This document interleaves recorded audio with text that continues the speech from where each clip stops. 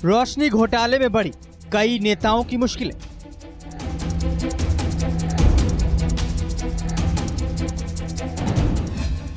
रोशनी act के तहत जमीन पर कब्जा करने का आरोप।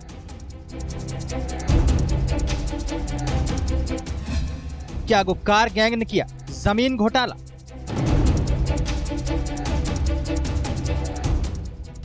या फिर चुनाव से पहले कोई नई सियासी चाल? जी हां, ये सवाल इसलिए क्योंकि जिन नेताओं के रोशनी घोटाले में नाम सामने आए हैं उनमें से ज्यादातर गुपकार गठबंधन में शामिल पार्टियों के नेताओं के ही हैं। ऐसे में सवाल उठता है कि आखिरकार इन नेताओं के नाम अचानक अभी से ही कैसे सामने आने लगे? आखिर डीडीसी चुनाव से पहले ही नामों के सामने आने के पीछे कोई गहरी सियासत तो नहीं है? बहरहाल बड़ी बात यह कि इस घोटाले में जम्मू कश्मीर के कई वरिष्ठ नेता लपेटे में आ रहे हैं।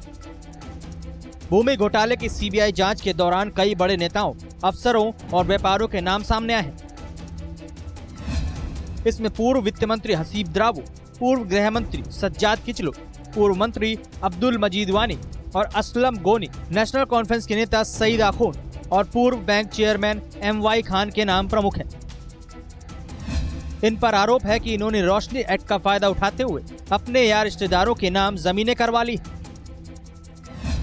सीबीआई के मुताबिक रोशनी एक्ट के नाम पर करीब 25,000 करोड़ रुपए का घोटाला हुआ है। तो पहले ये बताइए कि आरोप किसने लगाया है? जहां तक मेरी जानकारी है, स्टेट गवर्नमेंट ने आज सुबह या कल रात को अपने वेबसाइट पे लिस्ट ऑफ बेनिफिशियरीज का नाम जारी किया है, उसमें मेरा नाम भी है।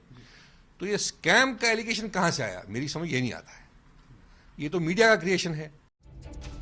जानकारी के मुताबिक रोशनी एक्ट घोटाले की जांच सीबीआई हाई कोर्ट के आदेश पर कर रही है।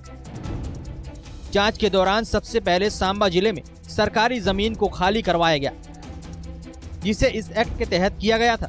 सीबीआई जांच कर रही है कि साल 2001 में फारूक अब्दुल्ला की सरकार ने जब इस स्कीम को लागू किया था तो इसमें किन लोगों को फायदा मिला है। जांच के दौरान पाया गया कि सरकार के कई पूर्व मंत्रियों ने इस एक्ट का फायदा लेकर घोटाला किया है। इसमें सबसे ऊपर नाम हसीब द्रावू का ही है। वह पीडीपी की सरकार में वित्त मंत्री रह चुके हैं। उन्होंने अपने नाम पर 1 कनाल जमीन करवाई। इसके साथ ही पत्नी और रिश्तेदारों के नाम पर भी उन्होंने जमीनें लिखवाई। इसके बाद कश्मीर के नामी होटल व्यापारी मुश्ताक अहमद चाया के नाम पर 10 कनाल भूमि निकली है। इसी तरह पूर्व IAS अफसर मोहम्मद शफी पंडित ने अपने और पत्नी के नाम पर जमीन लिया है। नेशनल कॉन्फ्रेंस के नेता सईद आखून, पूर्व बैंक चेयरमैन MY खान, पूर्व गृह मंत्री सज्जाद किचलू, इन सभी लोगों के नाम शामिल हैं। इस घोटाले में राज्य सरकारों को करोड़ों रुपए का चूना लगाया गया है।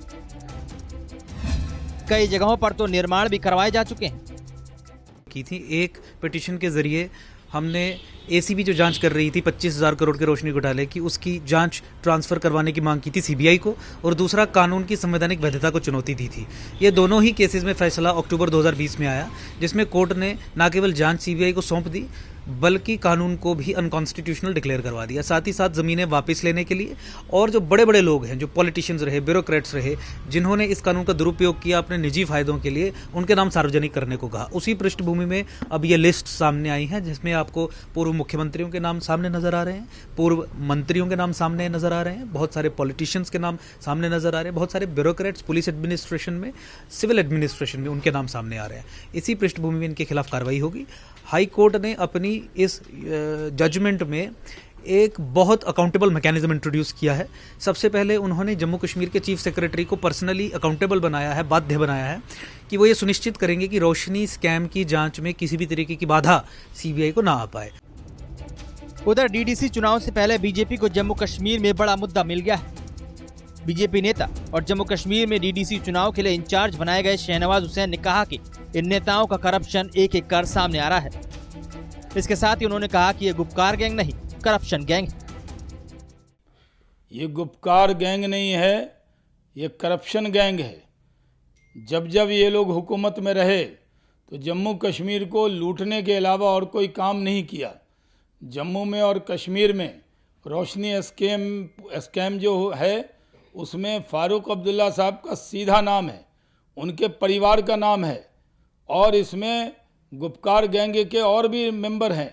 ये लोग बड़ी बड़ी बात कर रहे थे। इनको जवाब देना चाहिए कि जम्मू कश्मीर को लूटने का जो काम उन्होंने किया, जम्मू कश्मीर की आवाम उनको कभी माफ करने वाली नहीं है। रोशनी एक्ट में कितना घोटाला हुआ, कितना नहीं, इसकी जांच सीबीआई कर रही है। कौन कौन से नेता इस घोटाले में शामिल हैं, जरूरी है कि वो सब सामने आए और उनके खिलाफ सख्त कार्रवाई भी हो। हालांकि ऐसा ना हो कि डीडीसी चुनाव के बाद रोशनी एक्ट भी भुला दिया जाए और 25,000 करोड़ का घोटाला भी।